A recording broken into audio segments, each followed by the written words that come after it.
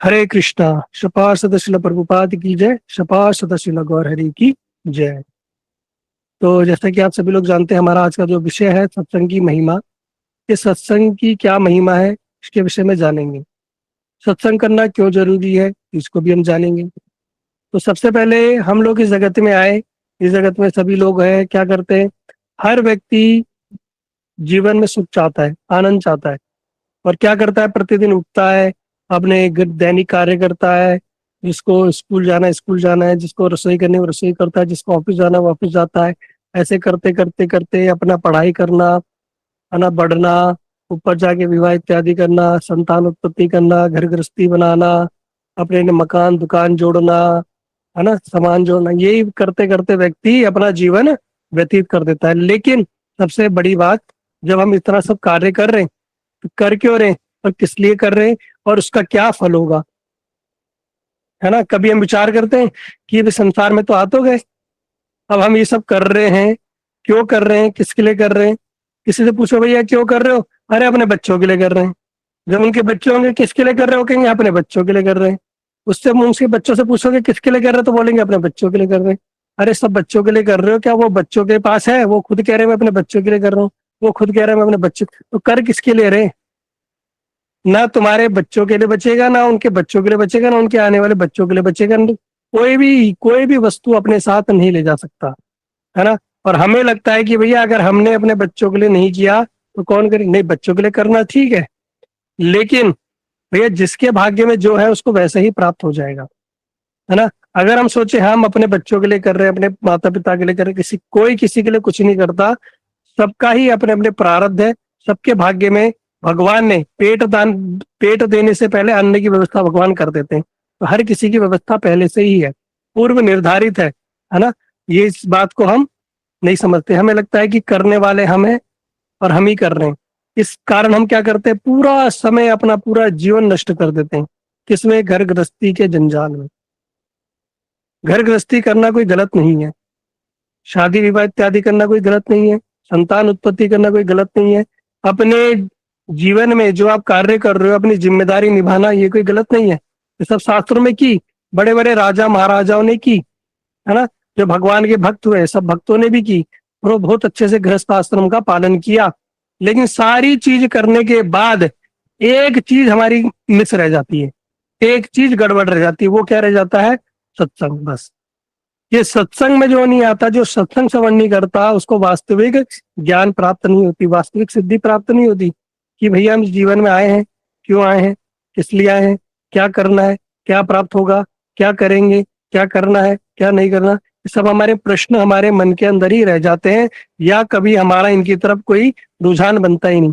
बस जैसे तैसे संसार में आए, बस अपना नौकरी करो, चाकरी करो, अपना घर गृहस्थी संभालो, बच्चे बड़े करो, विवाह इत्यादि करो, पढ़ा लिखा दो, और बूढ़े हो जाओ और घुट घुट के मर जाओ। बस यही चलता आ रहा है। किसने ये कह दिया, उसने ये कह दिया, इसने मुझे पूछा नहीं, मेरे बेटे ने ये नहीं करा, मेरी बेटी ने ये नहीं करा, उसने, बस ऐसे करते करते ही हम अपना जीवन समाप्त कर देते हैं। तो वास्तव में क्या लाभ मिला और क्या मिला? कुछ भी नहीं प्राप्त हुआ। हमने अपनी जीवन क्या कर दिया? ऐसे ही व्यर्थ गंवा दिया। लेकिन जो व्यक्ति घर गृहस्थी करते हुए जब तक सत्संग नहीं सुनता, तब तक वो भगवान के पास उसका संबंध स्थापित नहीं होता। मतलब जो व्यक्ति सत्संग करता है, सत्संग सुनता है, वही वास्तव में अपने मनुष्य जीवन को सार्थक करने के विषय में समझ पाता है कि हम इस संसार में आए क्यों हैं। ठीक है, हमें ये सब करना है, लेकिन इसके साथ साथ इसी को में ही हमें स्थिर नहीं रहना। वास्तविक हमारे जीवन का लक्ष्य क्या है, उसको भी हमें प्राप्त करना है ना? तो वो कैसे पता चलेगा? वो पता चलता है एकमात्र सत्संग से। जब सत्संग में साधु जो लोग हैं, जो भगवान के भक्त हैं, निजजन है, पार्षद हैं, वो आते हैं, वो आके हमें क्या करते हैं? सत्संग की महिमा श्रवण कराते हैं। इस मनुष्य जीवन का उद्देश्य हम लोगों को श्रवण कराते हैं। तब जाके हमें पता चलता है कि भैया हम इस संसार में आए हैं और किस लिए आए हैं और हमें क्या करना है। और ये संगति ही हमें क्या करती है? हमारा जीवन निर्धारित करती है। आप लोग देखना, बहुत सारे लोग हमेशा जीवन में दुखी रहते हैं, सब कुछ होने पर भी। सब कुछ है, अच्छा घर बार है, पति पत्नी बच्चे परिवार सब कुछ है, घर में पैसे वैसे की कमी नहीं, लेकिन क्या रहता है? मन अशांत रहता है, बड़ा दुखी रहता है ना? ऐसे भी लोग हैं। क्यों? वो क्या करते हैं? कभी साधु संग या सत्संग नहीं करते। तो जब तक व्यक्ति सत्संग नहीं करेगा, सत्संग सत्य संगति, है ना, ये करना क्यों आवश्यक है? आप लोगों ने श्रवण किया होगा, जो सबरी थी, सबरी के जो गुरु थे, उन्होंने बोला क्या करना, कि तुम यहाँ रुको और एक ना एक दिन यहाँ पे राम आएंगे, है ना। आप सभी लोग जानते हैं, मेरी झोपड़ी के भाग आज खुल जाएंगे, राम आएंगे, है ना। तो वो क्या करती थी सबरी मैया, प्रतिदिन ठाकुर जी के लिए बेर पुष्प इत्यादि चयन करके लाती थी वन से, और ठाकुर जी आ जाएंगे, कल आएंगे, कल आएंगे। और जब ठाकुर जी आए, प्रभु श्री राम आए, है ना, प्रभु श्री राम आए, उन्होंने बड़ी सेवा की उनकी, उनको बेर इत्यादि खिलाए, उनका जैसे तैसे उनका यथा योग्य सम्मान किया। तब सबरी ने भगवान से प्रश्न पूछा, उनके गुरुदेव ने कहा था कि ठाकुर जी से भक्ति संबंधित ही प्रश्न पूछना। सबरी मैया ने पूछा नवदा भक्ति के विषय में। तो नवदा भक्ति क्या है, कि 9 प्रकार से ठाकुर जी की भक्ति की जाती है ना। अब ये बताओ, हम मनुष्य जीवन तो पा लिया, हमें यही नहीं पता भैया नवदा भक्ति है क्या, ठाकुर जी की सेवा करनी कैसे है, ये क्या है क्या। जबकि भगवान सत्ययुग, त्रेता युग, द्वापर युग से बताते आ रहे हैं जीवों को कि भैया ये 9 प्रकार की भक्ति है। कम से कम क्या करो, इन 9 में से एक का पालन कर लो तो तुम्हारा जीवन सार्थक हो जाएगा। ये मत सोचना कि जीवन में आपने बड़ी उपलब्धि पाल ली, घर बार अच्छा कर लिया, बच्चों की शादी अच्छी करा दी, उन्हें पढ़ा लिखा दिया, या अच्छे घर में तुम सेटल हो गए, अच्छा पति मिल गया, पत्नी मिल गए, बच्चे मिल गए, घर में धन, अच्छा बिजनेस हो गया, तो और आप सोचो कि भैया हमारा जीवन सार्थक हो गया। तो ये सबसे बड़ी मूर्खता है, यही सबसे बड़ी मूर्खता है। इस जीवन में कोई सेटल नहीं हो पाया, ना कोई होगा और ना कोई हुआ है। आप सभी लोग जानते हो आपके पूर्वज कहाँ थे, क्या भी है, या आपके आने वाले जो संतानें होंगी, जो आगे जाके भविष्य में आपका जो कुल बढ़ाएंगे, वंश बढ़ाएंगे, क्या वो भी परमानेंट रहेंगे? कोई भी परमानेंट नहीं रहेगा। फिर तो क्या उपलब्धि किया आपने? कुछ भी उपलब्धि नहीं की। इसलिए भगवान क्या करते हैं, कहते हैं भैया अगर आप मनुष्य योनि में आपको प्राप्त हुई है, तो क्या उपलब्धि आपको प्राप्त होनी चाहिए, वो क्या है? वो है हमें कम से कम ये भगवान के विषय में, इस साधु संघ के विषय में, सत्संग के विषय में हमें जानना अति आवश्यक है। किस प्रकार हम इस भवसागर से पार पा सकते हैं। तो बताया गया, स्वयं भगवान कृष्ण सबरी को बता रहे हैं कि प्रथम भक्ति सत्संग, सत्संग कर संता है। क्या बताया? पहली भक्ति, प्रथम भक्ति सत्संग कर संता, कि क्या करो, सत्संग करो साधु संतों के साथ, उनका संग करो, जैसा होगा संग वैसा होगा रंग। जैसा सत्संग, क्या करो, साधु संग करो, ये सत्संग करो, साधु का संग करो। ये क्यों बोला गया कि साधु का संग करो, सत्संग करो? भैया जब तक साधु संग नहीं करेंगे, सत्संग नहीं करेंगे, हमें पता ही नहीं चलेगा। ये भगवान बता रहे सबरी को, सबरी भगवान की इतनी प्रिय है। क्यों? सबरी ने पूरा जीवन दे दिया अपने गुरुदेव की सेवा में और ठाकुर जी की सेवा में। ठाकुर जी भगवान राम इतने प्रसन्न, इतने प्रसन्न है, वो अपने हृदय की बात बता रहे हैं कि भैया सबसे पहली बात बता रहे हैं। हम किसी व्यक्ति को, अपने प्रिय व्यक्ति को कब कोई बात बताते हैं? जब वो व्यक्ति हमारा प्रिय होता है ना। हम उसको बड़ी गूढ़ रहस्य की बात बताते हैं, भैया तू ऐसे कर, तू ऐसे कर। कोई व्यक्ति आए, मैं बड़ा परेशान हूँ, ऐसा हो, तो आप क्या करते हो? उसे बताते हो, उसे परामर्श देते हो, तू ऐसा कर। क्यों बताते हैं? क्योंकि वो उसके हित में है। स्वयं भगवान उसको बता रहे हैं कि भैया सबसे पहले क्या कर, सत्संग कर, संतों का संग कर। किसको बोल रहे हैं? सबरी मैया को बोल रहे हैं, है ना। जो भगवान, जिसको भगवान राम ने दर्शन दे दिए, अब उसको क्या चाहिए? लेकिन भगवान भी बोल रहे हैं भैया क्या करो, साधु संग करो, सत्संग करो। इस सत्संग की इतनी महिमा है। क्यों सत्संग करना चाहिए? जब हम साधु संग करते हैं, सत्संग करते हैं ना, तो जिस व्यक्ति का हम संग करते हैं, जिस व्यक्ति के संग में हम रहते हैं, जिसकी वाणी को हम श्रवण करते हैं, उसके हृदय के भाव हमारे अंदर संचारित होते हैं। इसलिए बताया साधु संग करो, वैष्णव का संग करो, भक्तों का संग करो। जो भगवान के जो प्रिय भक्त है, निज भक्त है, वो क्या करते हैं? उनके हृदय में कौन है? तुम्हारे हृदय सदा गोविंद विश्राम, गोविंद कहे मम वैष्णव परान। उनके हृदय में भगवान विराजमान है। जब ऐसे व्यक्ति का आप संग करोगे तो आपके हृदय में भी भगवान विराजमान होंगे। जब आप दुष्ट व्यक्ति का संग करोगे, करोगे, कुसंगति करोगे, तो क्या होगा? आपके अंदर भी वैसे ही कुसंग आएंगे। आप लोग देखना, अभी स्कूलों में, कॉलेजेस में देखा जाता है, कुछ बच्चे आगे जाके बहुत अच्छे पढ़ाई लिखाई करते हैं, टॉपर बनते हैं, अच्छा जीवन यापन करते हैं। कुछ लोग बच्चे अच्छे ऐसे होते हैं, भगवान का भजन करते हैं, भक्ति करते हैं, माता पिता की सेवा करते हैं। कुछ बच्चे ऐसे भी हैं, आप लोग जानते होंगे, सिगरेट पीना, शराब पीना, लड़कीबाजी करना, सब कुछ करना।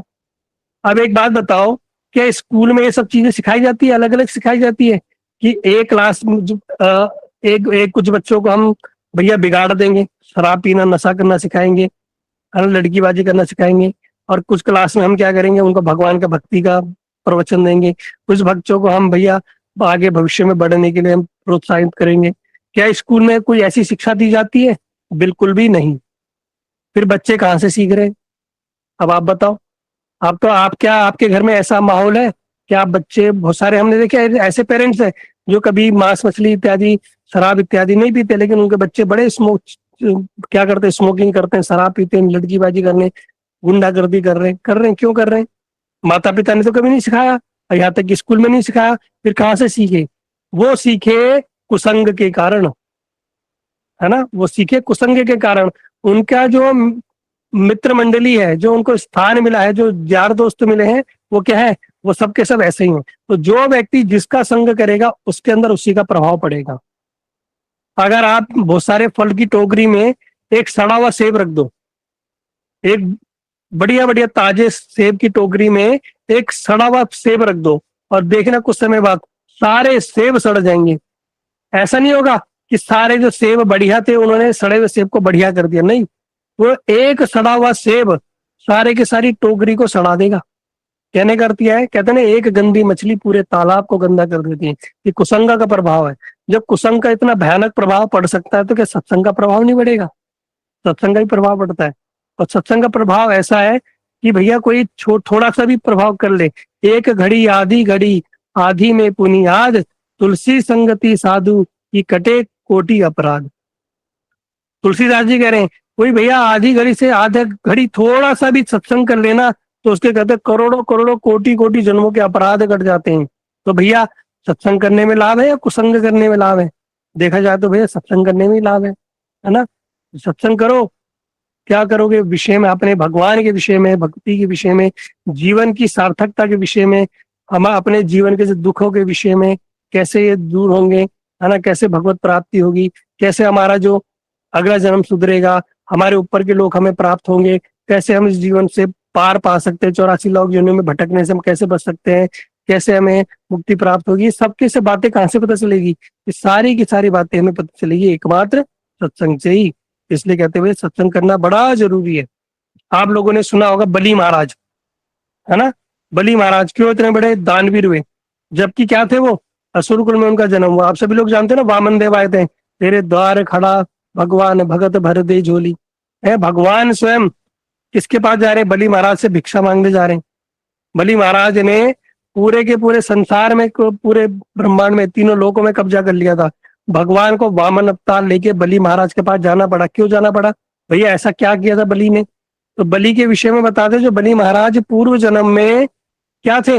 एक बहुत बड़े लुटेरे थे, गुंडे बदमाश जैसे कहते हैं ना, जुआ खेलना, मांस खाना, स्त्री संग करना, एक वैश्य के प्रति बड़े आसक्त थे।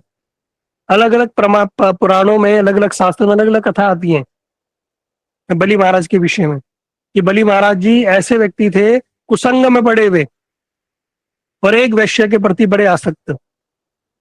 तो एक बार क्या हुआ, वैश्या के लिए वो एक पुष्प लेके जा रहे थे। कहीं कहीं पे वर्णन मिलता है कहीं हार लेके जा रहे थे, कहीं वर्णन मिलता है कि सोने का हार लेके जा रहे थे। अलग अलग जगह में अलग अलग वर्णन है, पर हमारे लिए इंपॉर्टेंट है कथा का सार।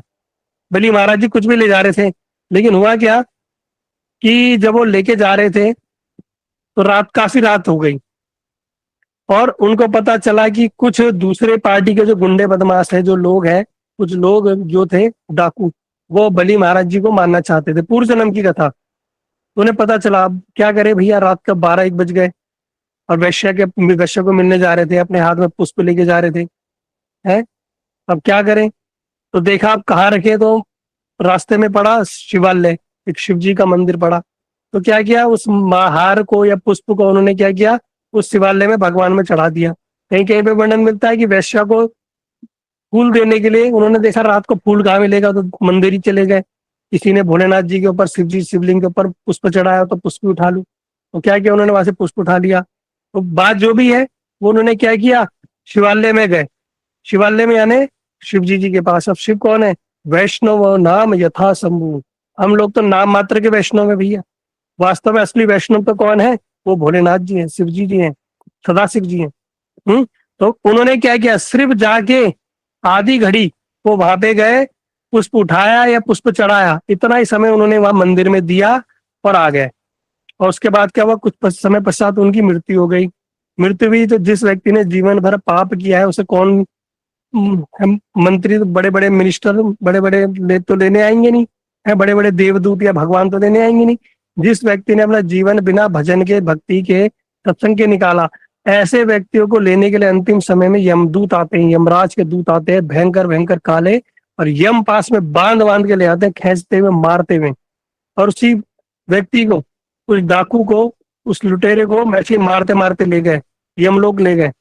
जब उसका काला चिट्ठा खोला गया, भैया क्या क्या जीवन में, कहते हैं इस व्यक्ति ने जीवन में एक भी पुण्य नहीं किया, एक भी भक्ति संबंधी कार्य नहीं किया, कुछ नहीं किया, जीवन में इसने पाप पाप किए।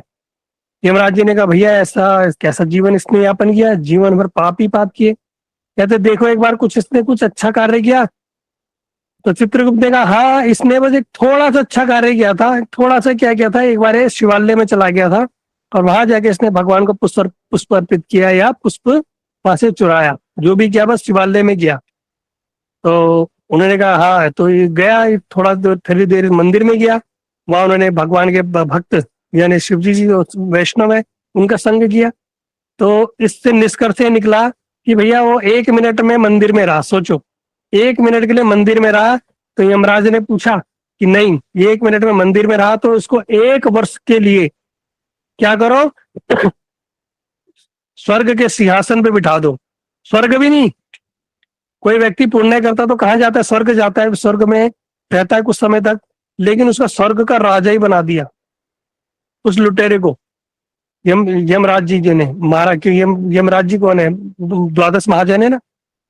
तो उन्होंने महाजन है, उन्होंने बोला भैया, निर्णय लिया कि भैया कहाँ पे भेजना है। उन्होंने बोला भैया इन्होंने वैष्णव संग किया है तो क्या करो, इनको 1 मिनट का सिया दो, तो 1 साल के लिए क्या करो, इन्हें राजा का सिंहासन दे दो। तो उन्होंने फिर क्या किया, इंद्र से बोला कि आप एक वर्ष के लिए अवकाश लो। और 1 वर्ष के लिए क्या किया, इंद्र को छुट्टी दे दी कि जाओ तुम अभी अमरावती सब छोड़ दो और 1 वर्ष के लिए यहाँ राजा बनेंगे। कि उस लुटेरे को, डाकू को क्या बना दिया, राजा बना दिया 1 वर्ष के लिए। जब वो पूछा यमराज जी ने, पहले बताओ तुम पाप भोगोगे पहले या पुण्य भोगोगे, तो कह रहा पहले पाप ही भोग, पहले मेरे को पुण्य ही भोगने दो, बाहर जीवन भर तो बाद में नरक में सड़ना है, नरक की यातनाएं सहनी है, तो आप क्या करो, मुझे स्वर्ग भेज दो। तो उनको क्या किया, स्वर्ग का राजा बना दिया। अब राजा बनाने के बाद स्वर्ग में क्या है, सबसे ज्यादा विषय भोग बताए गए। किसी ने मुझसे प्रश्न पूछा था, प्रभु जी देवी देवता क्यों, भगवान देवी देवता भी क्यों मनुष्य योनि प्राप्त करना चाहते हैं। पता नहीं आप लोगों को पता हो ना पता हो, हम लोग तो देवता बनना चाहते हैं, लेकिन देवता लोग भी क्या चाहते हैं, देवता लोग भी मनुष्य योनि प्राप्त करना चाहते हैं। क्यों प्राप्त करना चाहते हैं, क्योंकि मनुष्य योनि ही एकमात्र ऐसी योनि है जिसमें हम कर्म के द्वारा और भक्ति के द्वारा भगवान को प्राप्त कर सकते हैं। ये कर्म योनि है। पशु की होती भोग योनि, तो कर्म योनि के द्वारा ही हम अपने कर्मों के द्वारा, भक्ति के द्वारा इस मनुष्य देह में सहज रूप में बड़ी सरलता से और जल्दी अगर कोई भगवत प्राप्ति कर सकता है तो मनुष्य ही है। बस एकमात्र मनुष्य देह में ही हम भगवान की प्राप्ति कर सकते हैं। बड़े बड़े देवी देवता भी बड़े बड़े लालियत रहते हैं कि कब हमें मनुष्य देह प्राप्त होगी और कब हम भगवान का भजन करें।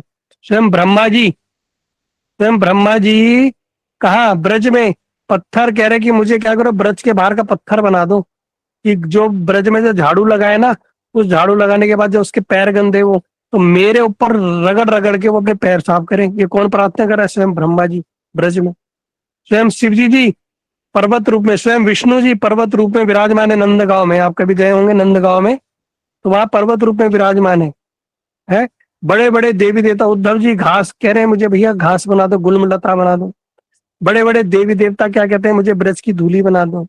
है यहाँ भगवान क्यों, क्योंकि यहाँ रहेंगे भक्तों की चरणों की धूली पड़ेगी, भक्तों का संग मिलेगा, साधु संग मिलेगा, सत्संग मिलेगा, भगवान के हम विषय में श्रवण करेंगे, भगवान के प्रति प्रीति होगी, भक्ति करेंगे और क्या होगा, फिर हम भगवत धाम चले जाएंगे। लेकिन भैया ये देवी देवता जो स्वर्ग में रहते हैं ये कोई भक्ति नहीं कर पाते, ये भी तो कर सकते थे, लेकिन वो स्वर्ग में बताए गए इतने विषय भोग गए, इतने विषय भोग गए, इतने चकाचौंध है ना कि वहां पर भजन करना संभव ही नहीं है।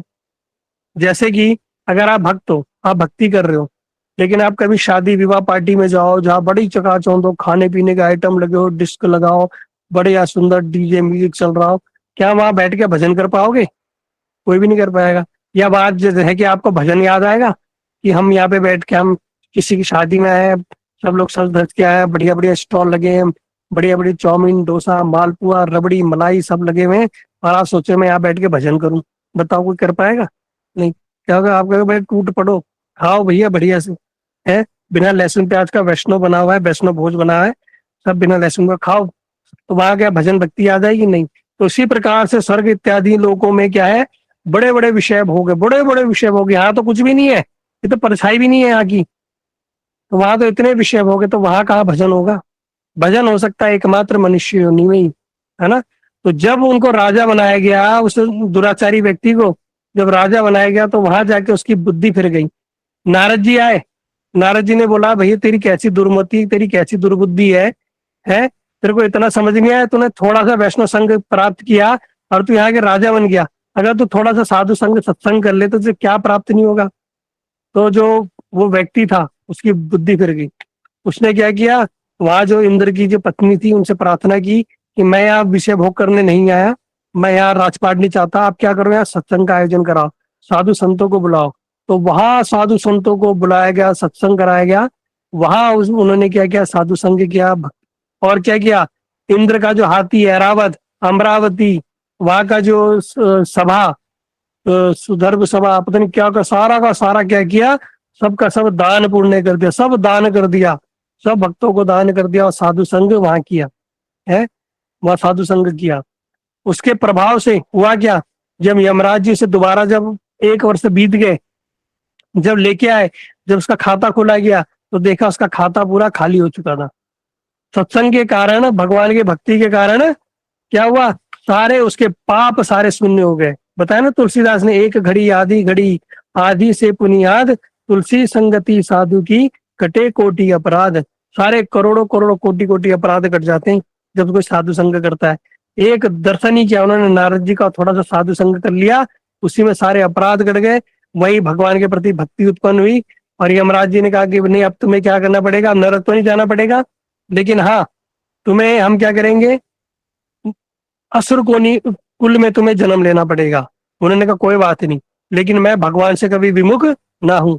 इसलिए बलि महाराज जी जो बड़े दुराचारी थे, उनको क्या करना पड़ा, असुर कोली कुल में दोबारा उनको जन्म लेना पड़ा, असुर योनि में। और वहां जाके भी क्या किया उन्होंने, भगवान के अंत में भगवान को ही प्राप्त किया। किसके कारण प्राप्त किया, एक साधु संघ के कारण, बस थोड़ा सा साधु संघ किया। चैतन्य चरितमृत के अंदर बताते हैं, साधु संघ, साधु संघ सर्व शास्त्र कहे, लव मात्र साधु संग सर्व सिद्धि है। कोई लव मात्र भी साधु संग कर लेना, लव मात्र मतलब, लव क्या होता है, लव मात्र मतलब 1 सेकंड का 11वां हिस्सा। 1 सेकंड क्या होता है, 1 सेकंड हो गया बस, इसका 11वां हिस्सा लव मात्र। कोई इतना भी थोड़ा सा भी साधु संग कर लेना, कहते हैं उसे सर्व सिद्धि प्राप्त हो जाती है, सारी सिद्धियां प्राप्त हो जाती है, बस थोड़ा सा साधु संग कर ले। स्वयं साधु संग की महिमा, सत्संग की महिमा को प्रकाशित करने के लिए नारद जी एक बार गए विष्णु जी के पास कि हे भगवान आप मुझे सत्संग की महिमा बताओ, साधु संग की महिमा बताओ। भगवान ने कहा देखो नारद जी मैं थोड़ा बिजी हूँ, मेरा थोड़ा अभी काम वाम चल रहा है मेरा जो कार्य है, भगवान का क्या है, विष्णु का कार्य क्या, ऑपरेटिंग, ऑपरेट करना, है ना। आप लोग जानते होंगे गॉड, बोलते हैं ना God, G for generator, generator यानी कौन है, जो जनरेट करता है, कौन, ब्रह्मा जी, सृष्टि के रचयिता, सृष्टि के निर्माण करता। ओ फॉर ऑपरेटर, जो क्या करते हैं, सारे के सारी चीजों को ऑपरेट करते हैं, है ना, सब चीजों को संयोग करके कि क्या भैया कैसे क्या करना, उसकी व्यवस्था करनी, है ना, उसको संभालना। डी फॉर डिस्ट्रॉयर, जो क्या करते हैं, सृष्टि का संहार करते हैं, वो कौन है, शिव। इन तीनों के अपने अपने कार्य हैं। तो ब्रह्मा जी को ऑपरेटिंग का कार्य दिया गया। अभी उन्होंने, ब्रह्मा जी ने कहा भैया मेरा बहुत ऑपरेटिंग का कार्य पेंडिंग चल रहा है, तुम क्या करो, जाओ पृथ्वी लोक में जाओ, और पृथ्वी लोक में जाओ और देखना एक नदी के किनारे एक कीड़ा है, तुम उससे जाके साधु संघ की महिमा पूछो, सत्संग की महिमा वो बताएगा। नारद जी ने कहा प्रभु ये आप कैसी बात कर रहे हैं, एक नाली का कीड़ा मुझे बताएगा? भगवान ने कहा तुम जाओ तो सही, नारद जी आए और जब उस नाले के पास पहुंचे, बड़ी दुर्गंध, और वहां पे देखा पास में कीड़ा है। उस कीड़े से नारद जी ने बोला, तुम कहाँ जा रहे हो? है, तो कह रहा है मैं भोजन की, अपने भोजन की व्यवस्था करने जा रहा हूँ। तो नारद जी ने कहा चलो मुझे साधु संघ की महिमा बताओ। है, पर इतना ही नारद जी ने बोला था कि साधु संघ की महिमा बताओ, नारद जी ने उसको इतना ही दर्शन किया, उसको इतना ही बोला, और ऐसा सुनते कि मात्र ही, है ना, नारद जी के मुंह से नाम सुनते ही, भगवान का नाम सुनते ही उस प्राणी, वो जो जीव था वहीं मर गया। वो 1 सेकंड नहीं लगा, वहीं मर गया। नारद जी ने उसको उठाया, बोलो ओ हरे कृष्णा, ओ हरे कृष्णा, नारायण नारायण। अब कहा वो तो, उसके तो प्राण पखेरु पखेरु उड़ गए। नारद जी ने कहा तो मर गया भैया, मैंने क्या पूछा, ज्यादा जोर से तो नहीं पूछ लिया, इसको हार्ट अटैक तो नहीं आ गया है? नारद जी वापस आए विष्णु लोक, वहां पे भगवान विष्णु बोला, प्रभु आपने मुझे किसके पास भेज दिया? मैंने तो जैसे पूछा उसके तो ऐसी प्राण निकल गए हैं। आप मुझे, आप ही बताओ मुझे, क्या साधु संगी की महिमा है, क्या सत्संग की महिमा है? भगवान ने कहा देखो अभी मेरा कार्य पूर्ण नहीं हुआ, तुम एक काम करो, एक उस आम की डाल पर एक तोते ने अभी एक छोटे से शिशु को जन्म दिया, बच्चे को जन्म दिया है, तुम जाके क्या करो, उससे पूछो साधु संगी की महिमा। नारद जी आए, उन्होंने देखा घोंसले में अभी जो तोता है वो है नहीं, तो वहां देखा छोटा सा बच्चा था, तोते के बच्चे था, है ना। तो उस बच्चे के पास जाके नारद जी ने पूछा कि मुझे भगवान ने भेजा है, तुम मुझे क्या करो, साधु संघ की महिमा बताओ, है ना, भगवान के जो भक्त है उनके संघ की महिमा बताओ। इतना सुनते के सुनते मात्र ही वो जो पक्षी था, तोते का बच्चा, वो वहीं पर ही मर गया। नारद जी से उठा रहे, कह रहे तो भैया तो मर गए, इससे पहले भैया तोते मेरे पीछे पड़ जाए। नारद जी वहां से भाग लिए। नारद जी दोबारा आए विष्णु लोक में कि प्रभु मैं आपसे कुछ प्रश्न पूछ रहा हूँ, आप क्या कर रहे हो, मुझे इधर उधर भटका रहे हो। अरे मुझे कम से कम जवाब तो दो, मैं क्या जानना चाह रहा हूँ, मेरा छोटा सा तो प्रश्न है, और आप क्या कर रहे हो, मुझे सारे लोगों की मृत्यु हो जा रही है ऐसा क्यों हो रहा है, मुझे कुछ समझ में नहीं आ रहा। भगवान ने कहा बस एक बार, आखिरी बार तुम जाओ, अभी अभी देखो एक गैया ने एक बछड़े को जन्म दिया है, वो बछड़ा तुम्हें अवश्य बताएगा साधु संग की महिमा। हम नारद जी सारा अशुभ सब कुछ छोड़ छाड़ के, और जब वहां पहुंचे, वहां जाके वो गैया के बछड़े के पास गए, उन्होंने गैया के बछड़े को उस पर हाथ फेरा और बोला, क्या तुम मुझे बता सकते हो साधु संघ की महिमा, सत्संग की महिमा? इन पे इतना सुनते मात्र ही जो बछड़ा खड़ा हुआ था वो धुनुम से जाके गिर गया, और वहीं उसके प्राण पखेरु उड़ गए। हम नारद जी भयभीत हो गए, हे भगवान ये मेरे से क्या अपराध करा दिए, क्या हो गया, मेरे स्पर्श मात्र से ही है ये बछड़ा क्या है, इसकी ये तो मृत्यु को प्राप्त हो गया। नारद जी वहां से भाग गए। अब नारद जी बड़े क्रोध में कि भगवान मैंने आपसे छोटा सा प्रश्न पूछा और आप क्या कर रहे हो, मुझे इधर उधर दौड़ा रहे हो, अगर आपको नहीं बताना तो मैं चलता हूँ। भगवान ने कहा नहीं नहीं ठीक है ठीक है, अब मेरा कार्य हो चुका है, बस आप लास्ट एक व्यक्ति के पास जाओ। कहते कहा, कहते काशी नरेश के पास जाओ, काशी नरेश के घर में अभी अभी एक संतान उत्पन्न हुई है, तुम क्या करो उस पे जाके उस बच्चे से पूछ लो, वो बच्चा अवश्य तुम्हें बताएगा साधु संघ की क्या महिमा है, सत्संग की क्या महिमा है, जाओ। नारद जी बड़े डरते डरते काशी नगरी पहुंचे, काशी नरेश से मिले। काशी नरेश ने जब देखा नारद जी को प्रणाम किया और बड़े प्रसन्न हुए कि हे प्रभु हमारे तो बड़ा धन्यवाद है, हमारे घर में आज साधु संत पर पधारे, देव ऋषि नारद जी पधारे। उन्होंने बड़ा सम्मान किया नारद जी का। नारद जी ने बोला कि मैंने सुना आपके घर में किसी पुत्र का आगमन हुआ है। तो उन्होंने कहा आप बड़े अच्छे समय पर आए हो, और क्या करो हमारे पुत्र को आशीर्वाद प्रदान करो। और उन्होंने क्या किया, उस बच्चे को लेके आए। अब बच्चे को तो लेके आए, नारद जी मन में सोच रहे हैं कि अगर मैंने इससे पूछा अरे मर गया तो काशी नरेश तो हम क्या करेंगे, मेरे गर्दन ही काट देंगे, हैं मेरे पीछे पड़ जाएंगे, मुझे बंदी बना लेंगे। तो नारद जी बड़े भयभीत हो रहे हैं, अब क्या करें क्या ना करें। नारद जी ने कहा एक काम करो, मैं तुम जाओ और मैं यहाँ पे इसको अकेले में आशीर्वाद दूंगा। और नारद जी द्वार के पास खड़े हो गए बच्चे को पकड़ के, कि अगर इसे कुछ हो गया कम से कम द्वार से भाग तो जाऊंगा मैं, है। और नारद जी वहां पे जाके खड़े हो गए, और नारद जी ने उस बालक को बोला, क्या तुम मुझे बता सकते हो कि सत्संग की क्या महिमा है, क्या साधु संग की महिमा है? इतना सुनते मात्र ही उस बच्चे ने आंखें खोल दी। नारद जी बड़े आश्चर्य बढ़ गए कि इससे पहले तो सबकी सबकी आंखें बंद हो गई, ये एकमात्र ऐसा हुआ कि इस बच्चे की आंखें खुल गई। और जो छोटा बच्चा कुछ जो बोल नहीं सकता, उसने बोला नारद जी क्या आपने मुझे पहचाना? नारद जी बड़े आश्चर्य में है, अभी 2-4 दिन का बालक और क्या बोल रहा है, बातें कर रहा है नारद जी से कि नारद जी आपने मुझे पहचाना। नारद जी ने कहा नहीं, मैंने तुम्हें नहीं पहचाना। कहते नारद जी ने पूछा कि मैं तो सिर्फ इतना जानना चाहता हूँ कि क्या सत्संग की, क्या साधु संग की महिमा है। उस बालक ने कहा कि नारद जी, साधु संग सत्संग की महिमा आपके सामने है, आपके हाथों में। कहते मेरे हाथों में कैसे। कहते नारद जी आपको याद है, आप एक कीड़े के पास गए थे जो नाले के पास था, आपने उसके पास गए। कहते हाँ। कहते वो मैं ही था। कहते मैं ही था। कहते हाँ।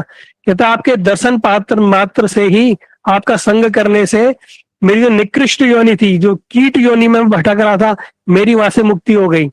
उसके बाद मुझे पक्षी योनि में मुझे जन्म हुआ। जब आप आए तो तोते के बच्चे के रूप में मैं ही था। आपका दर्शन पाने के बाद मुझे मेरा जो पक्षी योनि से भी मेरी निवृत्ति हो गई। मैं पशु योनि में आया, श्रेष्ठ पशु योनि में गाय के घर मेरा जन्म हुआ। और आपका दर्शन मात्र पाने से मैं उस योनि से भी मैं मुक्त हो गया। और आज मैं काशी नरेश के यहाँ राजकुमार के रूप में मेरा जन्म हुआ है। ये साधु संग की महिमा है। और नारद जी इतना भी नहीं, आपकी कृपा से अब मैं आगे जाके भजन करूंगा, और भजन करने के बाद मुझे भगवत प्राप्ति होगी। ये सुनते नारद जी बड़े गदगद हो गए हैं कि मेरे क्या साधु संग की महिमा है। उन्होंने क्या किया, सिर्फ लव मात्र साधु संग है, जो चैतन्य चरितमृत में बताया गया। साधु संग, साधु संग सर्व शास्त्र कहे, लव मात्र साधु संग सर्व सिद्धि हुए। सारी सिद्धियां सब कुछ प्राप्त हो जाता है जो अगर कोई श्रेष्ठ साधु संग कर ले। ये साधु संग की महिमा है। स्वयं नारद जी, स्वयं भगवान किसके द्वारा बता रहे हैं, नारद जी के माध्यम से इस चीज को बता रहे हैं कि ये साधु संग की महिमा है। तो साधु संग से हमें क्या प्राप्त नहीं हो सकता, क्या ऐसी कोई सगत की वस्तु नहीं है जो हमें प्राप्त नहीं हो सकती।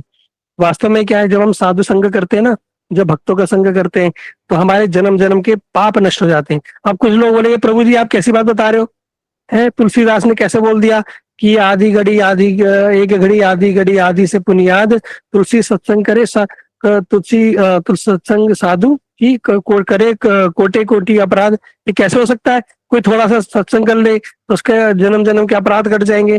फिर चैतन्य भागवत चरितमृत में बता रहे हैं कि कोई लम मात्र साधु संग कर ले तो उसके सारे जन्म जन्मा के पाप नष्ट हो जाते हैं। ऐसे कैसे संभव है, ये कोई प्रैक्टिकली बात बताओ ना। ये कैसे है, ये सब सब ऐसे ही बोलते रहते हैं बस मन गढ़ंत। प्रभु जी, संजय प्रभु जी ऐसे बोलते रहते हैं थोड़ा सा साधु संग कर लो तो सर्व सिद्धि प्राप्त हो जाएगी, सारे पाप नष्ट हो जाएंगे। अरे सब कहने की बात है, सब कहने की बात है।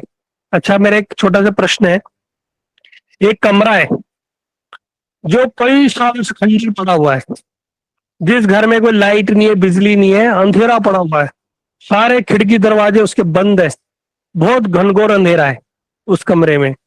और एक घर ऐसा है कि अभी अभी कोई नया व्यक्ति अपना मकान शिफ्ट करके गया, खाली करके गया, और उसमें भी अंधेरा है, दोनों कमरों में अंधेरा है।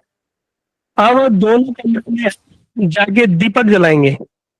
एक जो भयंकर 50 साल से अंधेरे वाले घर में भी हमने दीपक जलाया, और जो एक दिन पहले ही खाली हुआ है उस घर में भी हमने दीपक जलाया। तो आप बताओ मुझे, सबसे पहले उजाला किस घर में होगा? जो जिसको लगता है कि नए घर में जो एक दिन पहले बंद हुआ है उस घर में उजाला सबसे पहले होगा, वो लोग हैंड रेज करो, वो हाथ खड़ा करके बताएंगे। ठीक है, राग लेगा दासी को लगता है, और खेम देवी 2-3 उनको लगता है, 2-4 लोगों को, कि जिस घर में एक दिन पहले ही बंद हुआ है उस घर में सबसे पहले उजाला होगा। ठीक है, 9-10 लोगों को लगता है। और जिन लोगों को लगता है कि सबसे पहले उजाला 10 साल से पुराने घर में होगा, वो लोग हैंड रेज करो। अच्छा, कुछ लोग ऐसे भी हैं। ठीक है, वेरी गुड। तो आप सभी लोग मुबारक हो, आप सभी लोग गलत हो। कहेंगे प्रभु जी हम लोग गलत कैसे? एक बात बताओ, मुझे छोटा सा प्रश्न है। एक घर में हजारों सालों से लाइट नहीं है, वहां आप दीपक जलाओगे, और एक घर में जहां अभी अभी एक दिन पहले खाली हुआ उसमें दीपक जलाओगे, तो क्या भैया उजाला के ऐसे होगा कि जिस घर में 10 साल से घर बंद है उसमें दीपक जलाने से तो 10 साल बाद लाइट जलेगी? ऐसा होगा? आप जला के देखना, एक बंद कमरे में लाइट उजाला जलाओ, और एक जो 1-2 दिन पहले घर बंद हुआ उसमें लाइट जलाओ। क्या लाइट जलाने पे, दीपक जलाने पे क्या उजाला क्या होगा, उसी समय होगा या फिर 10 साल बाद होगा? कि नहीं नहीं भैया, उजाला भी बोलेगा मैं तो 10 साल से इस कमरे में लाइट नहीं चली, मैं तो 10 साल बाद उजाला करूंगा, ऐसा होगा? नहीं, इमीडिएटली उसी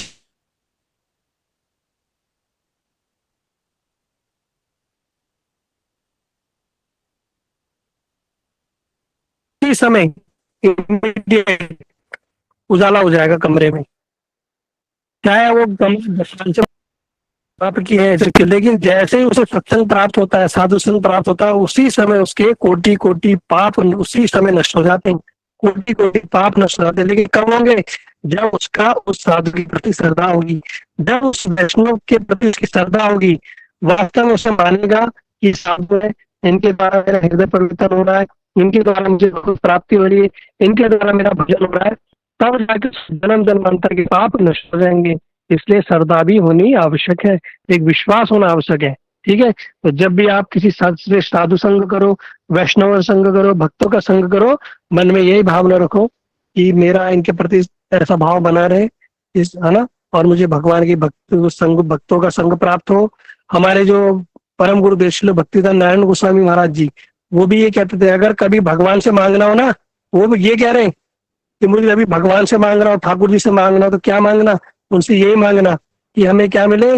रसिक भक्तों का संग मिले, साधु संग मिले। वो भी ये कह रहे हैं कि हमें भगवान के भक्तों का संग मिले। स्वयं जो हनुमान जी थे ना, जब चिरंजीवी, आप सभी लोग जानते होंगे, 7 चिरंजीवी जो अभी भी इस कलयुग में है, उसमें हनुमान जी भी अभी भी इस संसार में है। तो जो हनुमान जी है, जब राम जी जाए थे तो हनुमान जी को बोला चलो, हनुमान जी ने कहा मैं नहीं आ रहा। कहते क्यों? कहते हैं वहां जाके क्या हरी कथा होगी, क्या वहां साधु संग होगा? राम जी ने कहा नहीं भैया, वहां तो मैं ही होऊंगा। तो उन्होंने कहा जब बोला तो फिर मैं नहीं आ रहा, क्योंकि मुझे क्या है, मुझे भक्तों का संग करना है, साधु संग करना है। तो जहां पर भी राम कथा होती है, हरी कथा होती है, भागवतम होती है, बताते हैं सबसे पहले वहां जाके हनुमान जी बैठते हैं। वहां